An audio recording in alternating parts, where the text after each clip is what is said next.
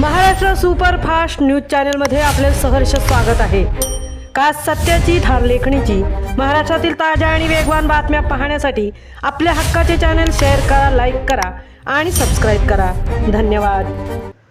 गुरु शिष्य नात्याला काळीमा, महाडमधील शिक्षकाचा विद्यार्थ्यावर लैंगिक अत्याचार, पॉस्को अंतर्गत गुन्हा दाखल। खाजगी शिकवणी वर्गात घडलेली संतापजनक घटना, पालक सतर्क व्हा, इतर पीडित असतील का, तपास सुरू। समाजात गुरु शिष्याचे नाते पवित्र मानले जाते, पण रायगड जिल्ह्यातील महाडमधील गांधी क्लासेसने या नात्याला काळीमा फासला आहे। नामांकित खाजगी शिकवणी वर्गाचे मालक व शिक्षक सुनील गांधी यांनी इयत्ता 10वीच्या विद्यार्थ्यावर वारंवार लैंगिक अत्याचार केल्याचा संतापजनक प्रकार समोर आला आहे। पीडित मुलाच्या तक्रारीवरून महाड शहर पोलीस ठाण्यात पॉस्को कायद्याअंतर्गत गुन्हा दाखल झाला असून आरोपीचा तपास जोरदार सुरू आहे। सन 2024-25 शैक्षणिक वर्षात गांधी क्लासेसमध्ये शिकणाऱ्या या पीडित मुलाच्या तक्रारीनुसार सुनील गांधी हा शिकवणीच्या बहाण्याने विद्यार्थ्यांच्या गुप्तांगांना स्पर्श करत असे आणि अश्लील चाळे करत असे।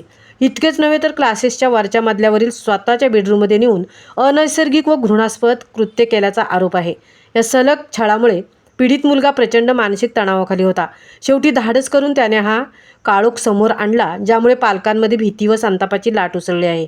महाड शहर पोलिसांनी तात्काळ कारवाई करून सुनील गांधी याच्याविरुद्ध बालकांचे लैंगिक अत्याचारापासून संरक्षण, पॉस्को कायदा आणि भारतीय न्यायसंहितेच्या संबंधित कलमांतर्गत गुन्हा नोंदवला।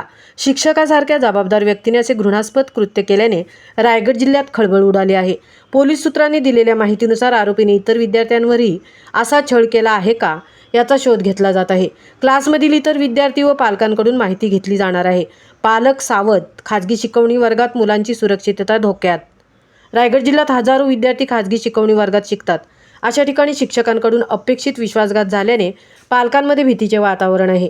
हे प्रकरण शिकवणी वर्ग चालवणाऱ्या सर्व शिक्षकांना कान टोचणारे आहे। विद्यार्थ्यांच्या सुरक्षिततेकडे दुर्लक्ष केले तर कायद्याचे जाळे बळकट आहे। पालकांनी मुलांच्या वर्तनातील बदल, अनियमित हजेरी व मानसिक तणावाकडे लक्ष द्यावे। जिल्ह्यातील शैक्षणिक संस्था व प्रशासनानेही नियमित तपास व कडक निरीक्षण वाढवावे अशी मागणी होत आहे। या प्रकरणाने शैक्षणिक क्षेत्र हादरले असून आरोपीला कठोर शिक्षेची मागणी जोर धरत आहे।